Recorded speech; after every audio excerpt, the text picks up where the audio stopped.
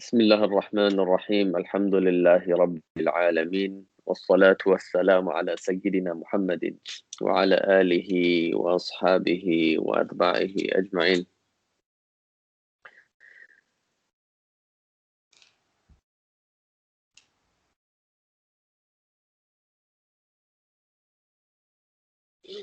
We are discussing the agents of nasb, and I am currently sharing my screen. Can you confirm whether you see my screen or not?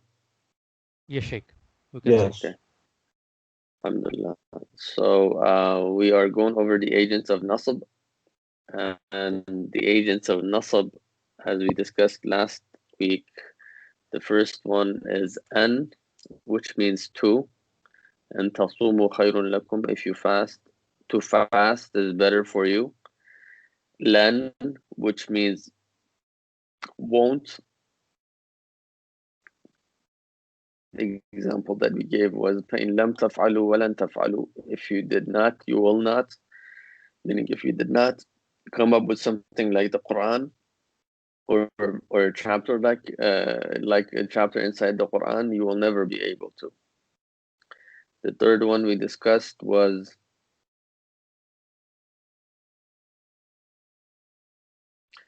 Idan.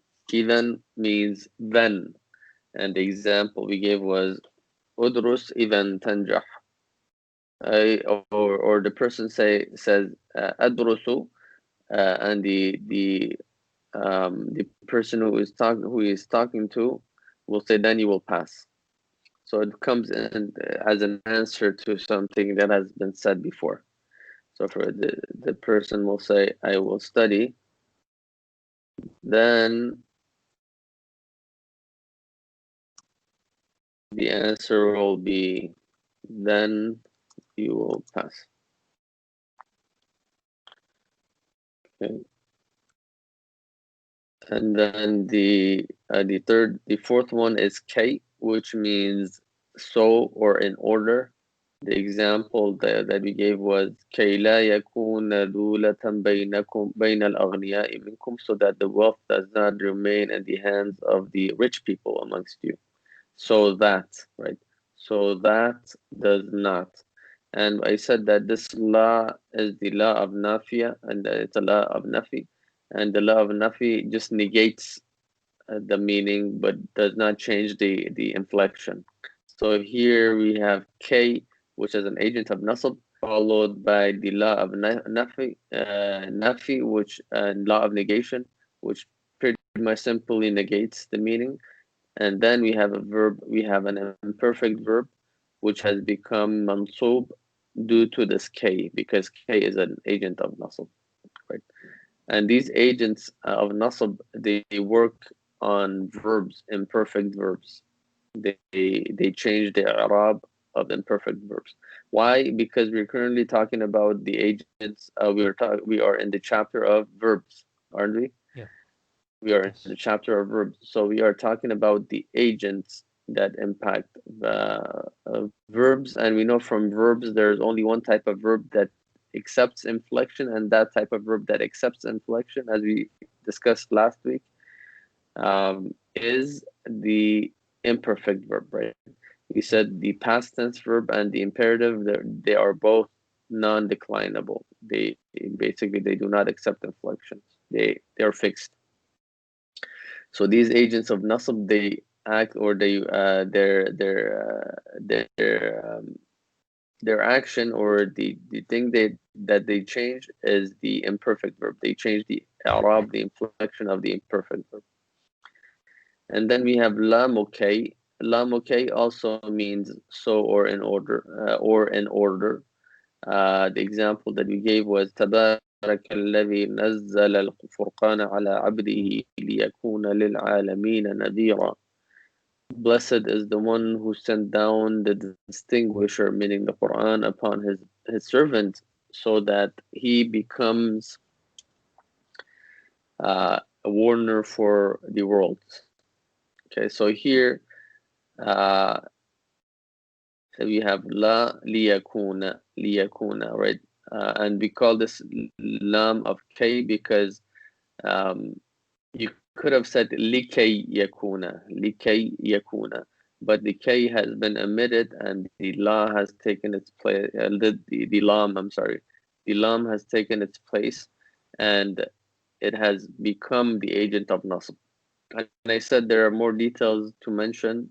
That there are different cases when it comes to the Lam of K, but for the purposes of this beginners class, that's enough for you, inshallah. And then in the next books, we'll discuss the details. So those are the 5. Brother, can I ask a question? Yes. So are these like rules, the i'rab, is it fixed for the word? So for so or kai, will it always be fatha, or can it be different? Yeah. No. So Okay. basically, because we said yeah.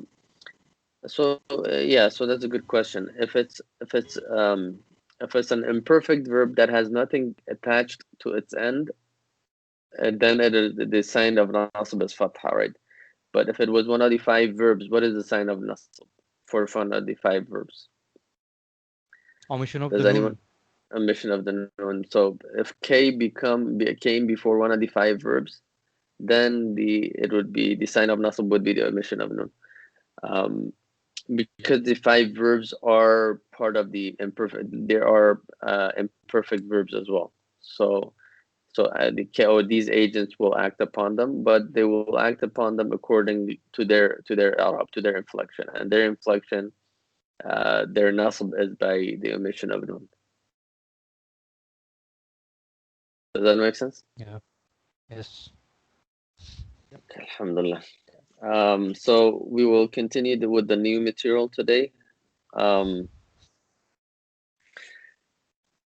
The next word or the next agent of nasb that the muallif mentions, rahimahullah, is lamul juhud. Lamul juhud. So let's begin from the beginning. The muallif says, فَالنَّوَاصِبُ عَشَرَةٌ وَهِيَ أن ولن وإذا وكي ولام كي ولام الجحود. لام الجحود. لام الجحود. This is perhaps like one of the hardest agents of nasb to translate, to explain, but it means for, but not in the like, when I say for, like the first meaning that comes to your mind. No, not that meaning. I'll explain what meaning I am referring to. For example, in the Quran, Allah Azza wa Jal says, إِنَّ الَّذِينَ آمَنُوا ثُمَّ كَفَرُوا ثُمَّ آمَنُوا ثُمَّ كَفَرُوا ثُمَّ ازْدَادُوا كُفْرًا لَمْ يَكُنِ اللَّهُ لِيَغْفِرَ لَهُمْ وَلَا لِيَهْدِيَهُمْ سَبِيلًا. Allah Azza wa Jal says, indeed those who believed and then disbelieved, and then believed again and then disbelieved, and then they increased in their disbelief, meaning they remained disbelievers. لم يكن الله ليغفر لهم. Allah Azza wa Jal has never been for, or Allah Azza wa Jal is not for forgiving them. He is not for forgiving them, meaning he is لم يكن الله ليغفر لهم. Allah Azza wa Jal is not for forgiving them, nor is he for guiding them. Does that make sense? When this type of for, like what meaning of for this is? So are you for this or are you not? Right? Are you with it or are you not? Something like that. Does that make sense? Yes, Sheikh. Yeah. So that's the best way I could find to translate it. So, but inshallah, if I come across something that is more clear, inshallah, I'll let you know. But that is the translation I have for now. So Allah has never been forgiving. I'm sorry. Oh, sorry. Would you say that this is the opposite of against? Does that make sense, or is it like... Yeah, I mean, this would be based on the meaning that I have given you. Yeah, this would be the opposite of against. But since you are negating it here, it is as if you're saying he is against, right? Because you're saying he is not for, meaning he is against. Yeah. If he's not for something, he's against it. Yeah. Yeah, good point. Yes, so that's lam al-juhud. And we call this literal, if I translate this word by word, it would mean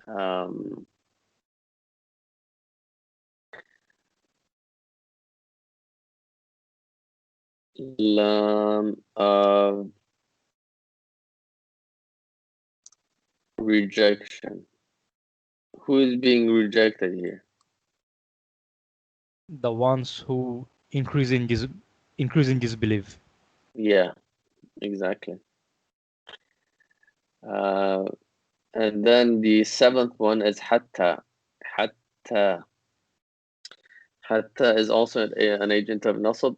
Hatta has many different meanings, as you will study. Um, Hatta, one of the meanings is actually hatta also becomes a harf of jar, one of the particles of khafd.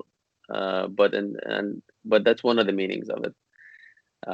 But here we are concerned about the hatta that becomes the agent of nasab, meaning its action, the amal that it does, uh, is it makes the imperfect verb mansub.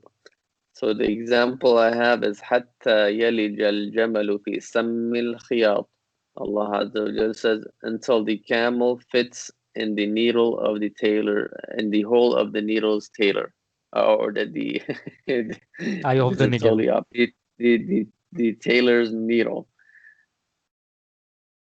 Uh, yeah. So I'm sorry, I misread what I have written. So until the camel fits in the needle of the tailor, or in the tailor's needle. Yes. So the can the camel ever fit in the hole? You know the needle, like they use to sew things. Yeah. It has a really small hole on top of it, and that's where they put like the string. Sheikh, it's So regarding the judgment day. Allah is saying that yes. the judgment day won't come until the camel goes through the eye of the needle. So uh, uh, this particular verse in regards to the judgment day, but not. I'm not sure if I've seen the meaning that you mentioned. It is saying they will not enter paradise until this Oh, happens. okay. Meaning like those who don't deserve to enter paradise. Um, Oh, so There, let me. I actually read a part of the Bible, and hello, Yes. yeah, we can. yeah, Shay. So I was saying that I actually read a part of the Bible, and it was actually something like this was there about a camel can actually fit in through a needle, but a rich person cannot get through that. Still, sorry, camel. Sorry. Uh, yeah, it was something like that. The camel can actually fitting through a needle can still go to heaven. But a rich cannot go there. It's something like that. It's like it was trying to say that people who are going after wealth or something cannot go to heaven or something like that. It was in the Bible. There is a very similar verse in MashaAllah. the Bible about the camel and the MashaAllah. needle. MashaAllah. I had no idea. That's interesting. Hmm. Yeah, if you could find that verse. I mean, Yeah, yeah, man, it's not a I will big deal, but definitely if you come share in the across what. it, just Yeah. yeah. So here, this is the complete verse. It says, "Inna alladhina kadhabu bi ayatina wastakbaru anha." Those who did not believe, or yes, those who called our signs a lie and turned away from them, meaning they were too arrogant. They acted arrogantly. لا تفتح لهم أبواب السماء. The gates of heaven will not open for them. ولا يدخلون الجنة. So this is all on the day of judgment, and they will not enter paradise. حتى يلج الجمل في سم الخياط. Until the camel enters the the needles the needle of the tailor, or until the camel enters the tailor's needle. Yes. I have a question. Uh, that statement, is it like pretty much signifying that it's like impossible, like they'll never be able to Yeah, because the camel can't fit into the eye of the needle. Yeah. yeah, exactly. Yeah, that's true. So that's what it's saying. Not This is exactly impossible. It's just saying it's too. It takes a lot of effort. That, like, I mean, I'm not like saying it's like it's impossible. Allah can do whatever whatever he wants, but like what I'm saying is like by the means of like the reality here, it's impossible. Yeah. yeah. So this actually this is a very scholarly discussion because there is actually, and if you read the tafsir of this verse, there's actually a discussion of this, of the because you read about what's impossible and what's possible and what's necessary in creed, and there's actually a whole discussion about like which what it falls under this saying of Allah subhanahu wa ta'ala. Like But obviously Allah Azza wa Jalla is telling us here that he's telling us that they will not enter Jannah because a camel will never enter in a tailor's needle, right? Yeah. Let's go back to our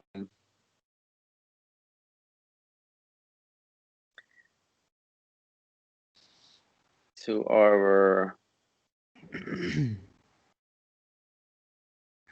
our slides. So slide number 7.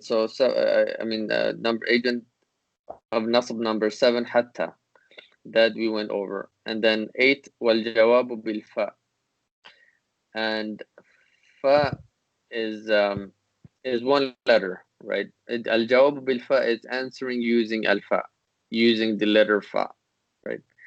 And when we so a lot of times when we talk about an answer, we're talking about the answer of a conditional statement, not the answer of a question. Do you guys understand that what a conditional statement is? Do you guys know what a conditional statement is? Yes, Sheikh. If something happens, then it will apply. Otherwise, it won't. Yeah, exactly. Something like that. Yeah, exactly. So if it's an if-then statement, right? A conditional Yes, statement yes. is if-then statement. So in Arabic, we call the first. Yes, brother Khadrin. Yeah, you're bringing up coding terminology. Yes. Yes. Nested Yeah. if else. Yes, well, it applies here, so we can squeeze in programming as much as we can in our lessons. I think, brother Haidar, what did you study? Were you studying engineering as well, right? Yeah, I did electronics engineering and then focused in Okay. renewable energy. So Okay. coding is not my thing. I don't like it. I Okay, cool. All right. So no more coding examples, but this is like a conditional statement is like actually it's from linguistics, and then it was taken and used in programming. So conditional statement. So if I do this, then I will. For example, if I study, I will pass. Now in Arabic, you call the first part of the conditional statement that is immediately after if. You call it shart, and you call the second part of a conditional statement al-jaza or al-jawab. And there's a subtle difference between the two, but you don't have to know them. But for here in our case, we'll call it al-jawab. So the second part of the conditional statement is al-jawab, the answer. So if you do this, then this will happen. The then part is the answer part. Okay, this is what we call in Arabic. And yes, Sheikh, the screen is not being shared properly. oh, I think something has happened. Yeah. Let me stop the record. Oh, if I stop the recording, it's gonna. We are seeing ourselves. The slide is at the background, and I the see. foreground we see ourselves. Yeah, it's there. No. Yeah, Sheikh, it's there. Okay. Yeah, Sheikh, I it's alright. Yeah. I thought maybe you're not able to see anything. Okay, cool. Okay. yeah, so we call it answer. So whenever you say al-jawabu bil-fa, al-jawab meaning the answer, answering using fa, it doesn't necessarily mean answering a question, but in fact, in this case, it means, it could mean many things. It could mean an answer to a conditional statement, and it could mean, for example, the example that I have, Allahumma hdini fa'mal al-khayra. Oh Allah, guide me, then okay, so I was thinking of one example and then I changed my example. So let me.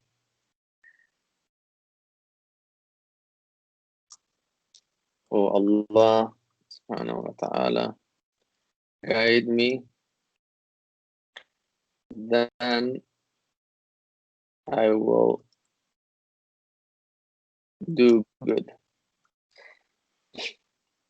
So you may say this is not a conditional statement, but and if you think about it, when you say Allahumma hadini, or Allah guide me, then I will do good, it is as if you're saying, if you guide me, Allah, I will do good, right? Does that make sense? Yes, Sheikh. Oh Allah, guide me, then I will do good, right? So here the then part is the fa.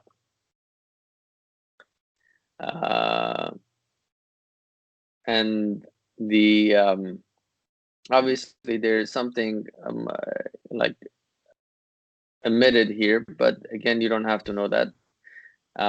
We'll talk about that in different classes. And then you see what comes after it, I will do good. Now this is the imperfect verb here, fa'amal. Then I will do good. And you see I haven't put the Arab, but this is with a nasb. فاعمل فاعمل الخير اللهم اهدني فاعمل الخير. Well, Allah guide me and I will do good. I will perform good. I will perform that which is good. You guys have any questions here? No, Sheikh. Is it clear to everyone? Can everyone, just to make sure that I have everyone with me here? Makes sense. Okay. اللهم اهدني فأعمل الخير. اللهم اهدني فأعمل الخير. And then the next one is the ninth agent of nasb is wal waw, meaning al jawab bil waw, answering using al waw. So the same thing, the same concept, but in this case we replace the waw using you replace the fa using waw. So you say ala tazuruna wa nukrimaka, ala tazuruna wa nukrimaka, will you not visit us so that we are generous to you and we are generous to you. So this would be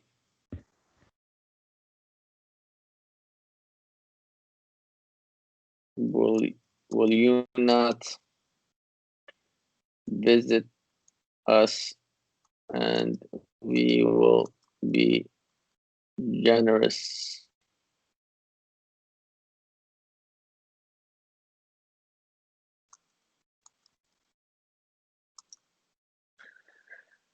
So here you're saying, if you basically the meaning becomes, if you visit us, then we will be generous to you. So meaning we'll give you baklava, we will give you like beef.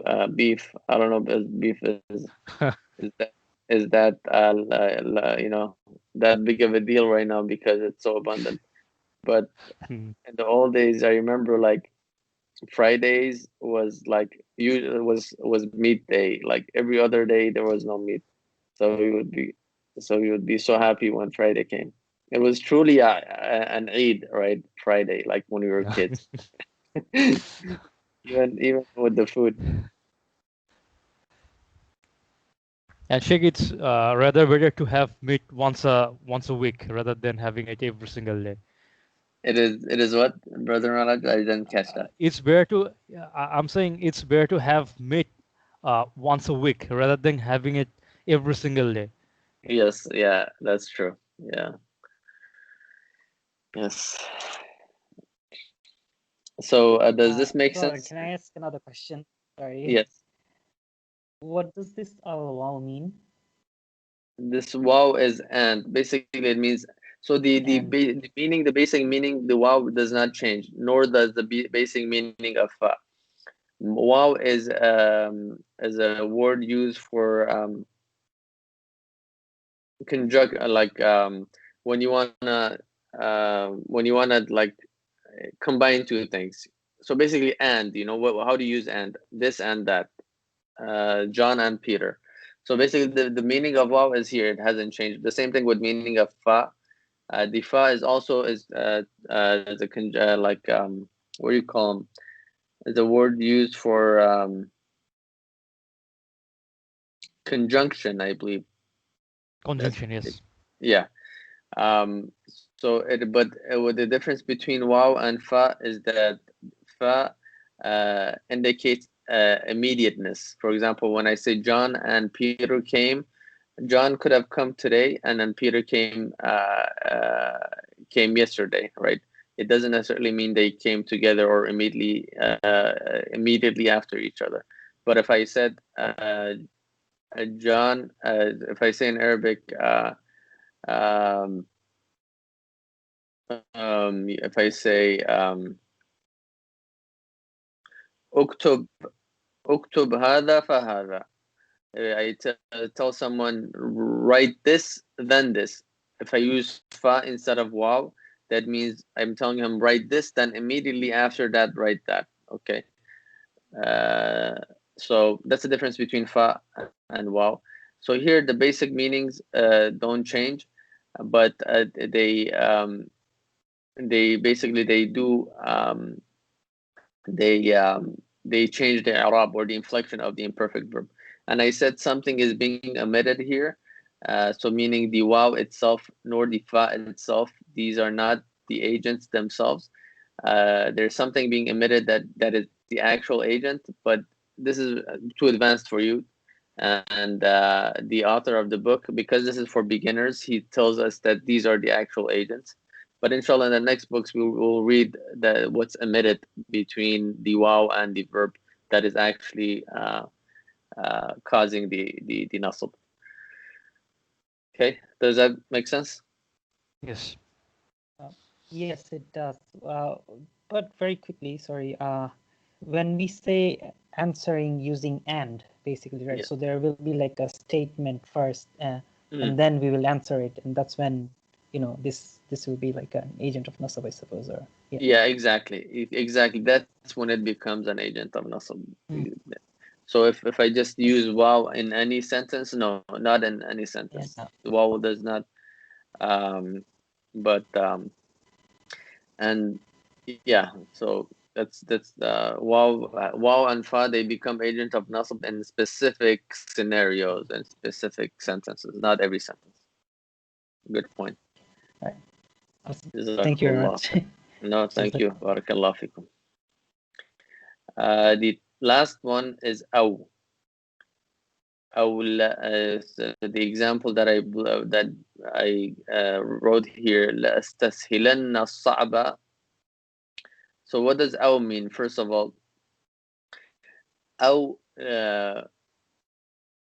the popular meaning of aw is or. You say do this or this, right? The or is or, but aw here does not mean or. Meaning, if you knew previously what aw is, the aw here does not mean or. It means either tell or accept. Either tell or accept. Tell, I mean, tell is entail, right? Entail or accept.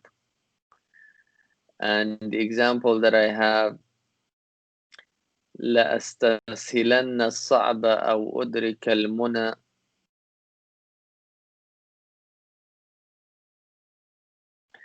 لأستسهلن الصعب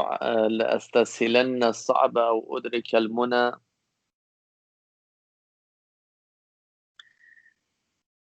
فَمَنْ قَادَتِ الْآمَالُ إِلَّا لِصَابِرٍ. He says, I will make that which is hard easy until I reach my goal. So this is here.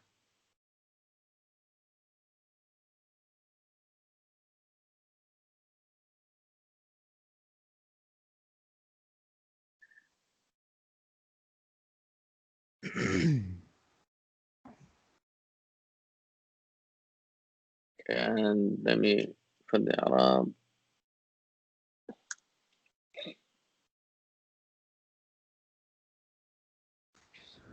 Okay, I will make that which is I was planning to change the highlighting. I changed the actual color.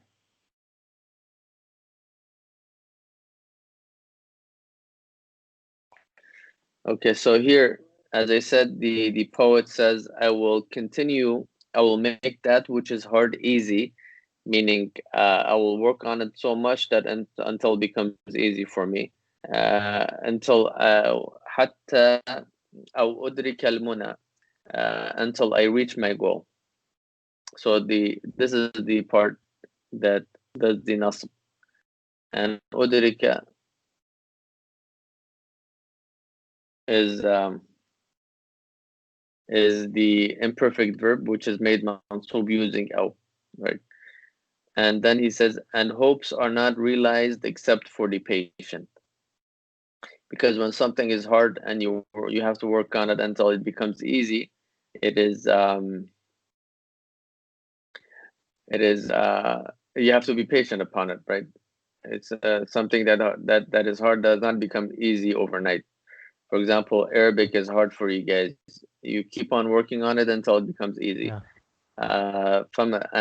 And hopes are not realized, and you guys all hope to finally read and understand the Quran. That hope will not be realized illa li sabirin, except for the one who is patient. So you have to be patient and keep on working on it until you reach your goal, right? And also Yes. it could mean except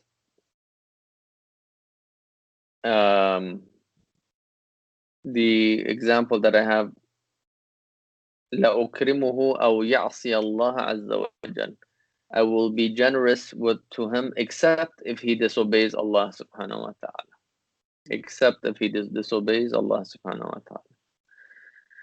So this is the 10th agent of nasab. These are very important to know. They show up a lot in the Quran.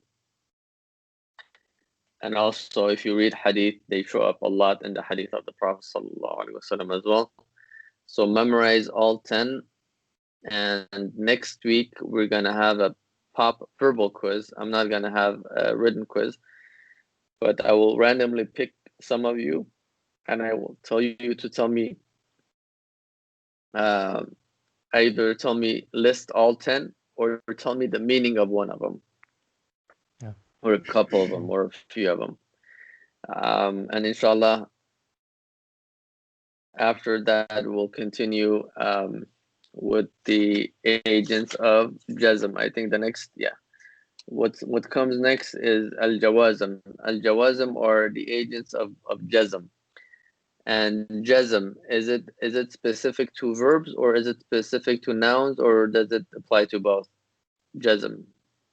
Who remembers? Applies to verb. Applies to verbs, yes. Jazm is one of the inflections that applies to verbs, or is actually the inflection that applies to verbs. And khafd is the inflection that is specific to nouns. So when we talk about the agents of jazm, these agents, what do they change? Do they change nouns, or do they change the Arab inflection of verbs? Inflection of verbs. Yeah, exactly. So because jazm is an inflection for verbs, when we say an agent of jazm, then it actually works on verbs. It comes before verbs. So these agents of jazm, what they do is they come before the imperfect verb. Is it possible meaning if they come before a past tense or an imperative, will they be agents or no? They won't be agents, right? Because the imperative and the past tense, they're non-declinable. Declinable, So yes. exactly. So these agents of jazm come before imperfect verbs, just like the agents of nasab came before imperfect verbs. But instead of changing the Arab to nasab, they will change the Arab to jazm, right? So that is what we will study, inshallah, next week. Um, here, like I said, I want to remind you of the poem. You may say we did not study that much, but you have to be patient, right? And something I wanted to mention is, because you have a whole week between lessons, and because I make sure that I give you enough. I don't give you too much, so I don't make your burden heavy. I believe it is very easy it should be very easy for you to spend at least 5 minutes, 10 minutes of your day to memorize and to go over what we discussed. Because uh, for example, today we just went over five agents of nasab. It really literally takes you maybe 5 minutes to go over them each day, right? And this is something that you have to keep on working on it and be consistent. The Prophet ﷺ says the most beloved, or Yeah. I'm paraphrasing, the most beloved actions to Allah are those that are consistent, not necessarily those that are abundant, right? So for example, if you consistently give sadaqah, that is much more beloved to Allah than if you just give sadaqah once and then you forget about it. You don't do it anymore. So spend 5 minutes or of your day, inshallah, just with the intention that you're learning this for the sake of Allah and to learn His speech. And inshallah, Allah Azza wa Jal will help you and help you memorize and understand what you're studying. So I won't go over too much because I know some people didn't completely memorize the previous five as well.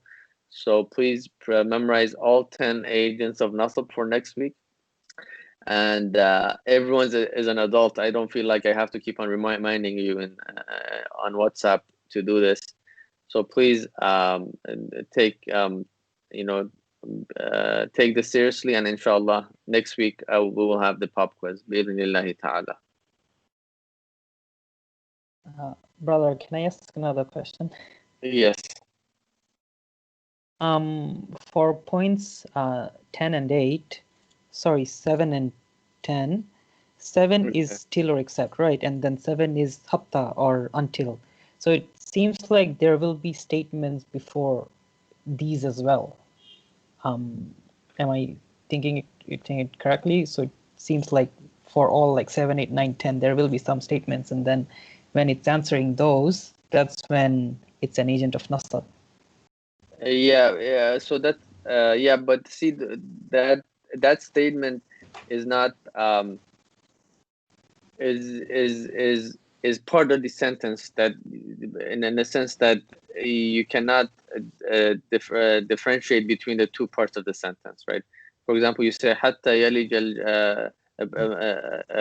someone who calls the signs of Allah subhanahu wa ta'ala a lie will not enter Jannah until a camel enters the eye of the needle, right? So here it's all one sentence. Yes, a statement comes before it, but it's all one sentence, right? You cannot divide the sentence and call one part of it hypothesis, the other one, al-jawab, as you do with conditional statement. But a conditional statement, what it does, like it divides up the sentence, right? So the first part of the sentence is distinct from the second part of the sentence. For example, you say, "Ala tazuruna," will you not visit us, right? And then we will be generous to you. So, So will you basically the not visit conjunction, us? Yeah, exactly. Okay. So so the reason we don't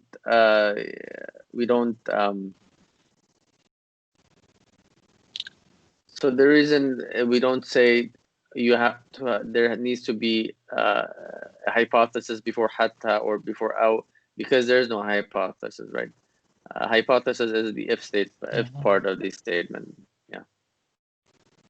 Okay. Does that make sense, brother Haidar? Yeah, it does. It does. Okay. Alhamdulillah. Any more questions?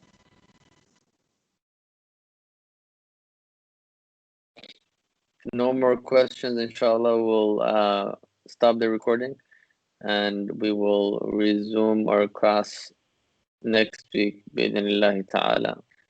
جزاكم الله خيرا everyone. سبحان ربك رب العزة عما يصفون وسلام على المرسلين والحمد لله رب العالمين.